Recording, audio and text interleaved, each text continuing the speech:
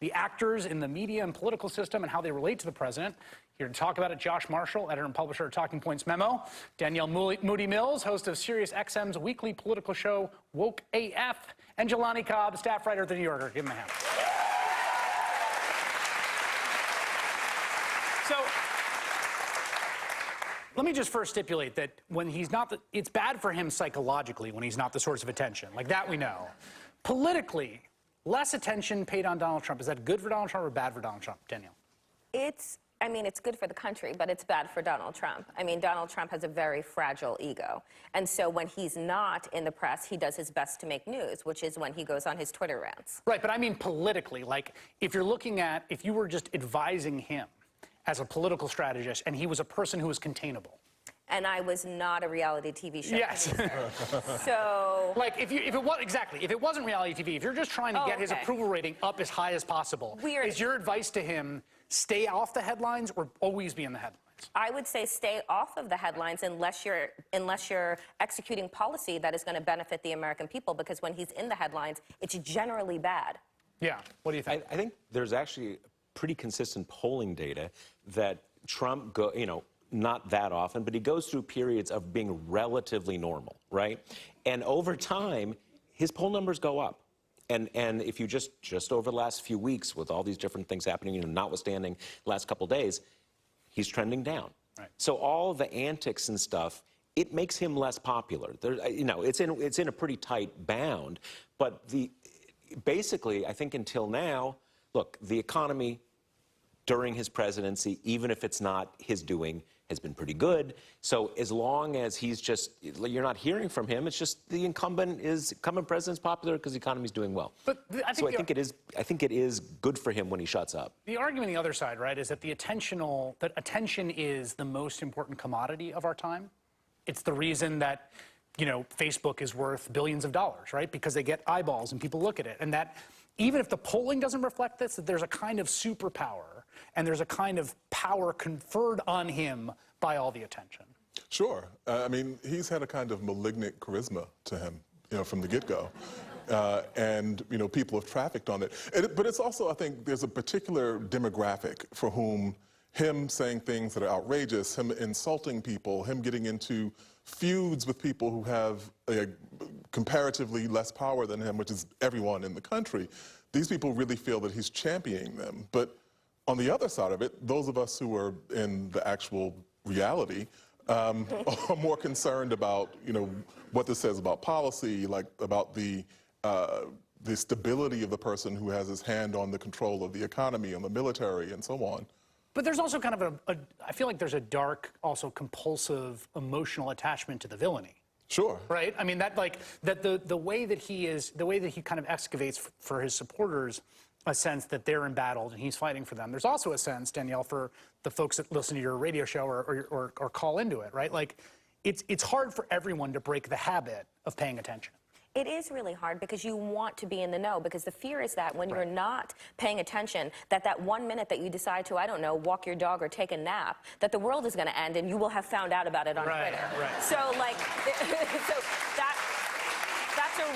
that's a real fear and anxiety that people say on a regular basis to me when they call in. And so they want to be tapped in, but they are so tapped out. It is exhausting following Donald Trump on a regular basis.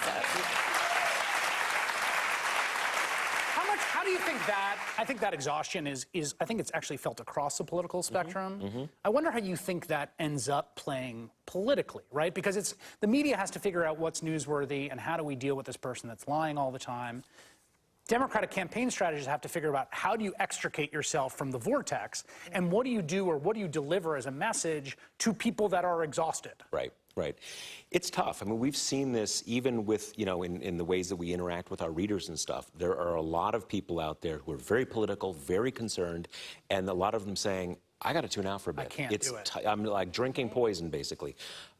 But as people who cover the news, fundamentally, we are about the reality of the situation. And the reality of the situation is this man is president of the United States. He controls the biggest military that has ever existed in the history of the world. So this is not, I think there's a certain strain of thinking of, the sort of the higher thinking journalism, which is if we just He's a kind of ignore sideshow. this stuff, Right. we're going to take away the oxygen, and it kind of won't exist. And I have always thought, kind of before there was Trump, when there was the sort of the subterranean Trumpness that was everywhere in our politics, ignoring that stuff does not make it go away. It just makes you surprised when it kind of comes up. So fundamentally, I don't think we can ignore it because it is the reality of the situation. And I think that applies to Democratic candidates, too. The situation in the country right now is that Donald Trump is the president of the United States, and that is a crisis. And if you try to run a campaign ignoring that fact, you're gonna seem stupid and irrelevant. So, I mean, the fundamental conflict here is about what you're doing for ratings or what you're doing as a responsibility. And our responsibility is to cover what's going on at this extraordinary moment in our history. And there's a temptation, lots of American institutions have displayed it since November of 2016. There's this temptation to just stick your head in the sand and pretend that this is all just a regular, normal event. It is not. And it is terrifying. And people don't want to tune in to something where they're going to be terrified. But the fact is, we have a responsibility of saying that this is actually what's happening on any given day. Right, but I mean, the problem with that, right, is that like normalcy is almost it's a phenomenon created by repetition, right? Sure. Like, the phrase I always use is, you know, the dial only goes to 10, right? And once you put it up to 10 for long enough, it starts to sound like 5. Right? Like, you can only modulate so much. And this is the kind of, if everything's a crisis, nothing's a crisis, which is a challenge, right? People say, like, don't normalize, but then you also don't want to be histrionic in constantly being like, this is nuts, this is nuts. Except that given the level of insanity that we've seen just in his demeanor, in his rhetoric, we have not seen a kind of corresponding catastrophe in foreign affairs or in the economy, or any of the things that we know are super sensitive, delicate things that require a really fundamentally sane person at the wheel. What happens when something like that does happen? Right. What happens when his policy toward Iran is driven more by his whim that particular morning or what someone has said on Fox News that day? This is actually, like, this is Donald Trump's fundamental strategy, and it's the strategy of the Republican Party. When he came into office, the day after Inauguration Day, Psychology Today magazine put out an article called The 11 Warning Signs of Gaslighting.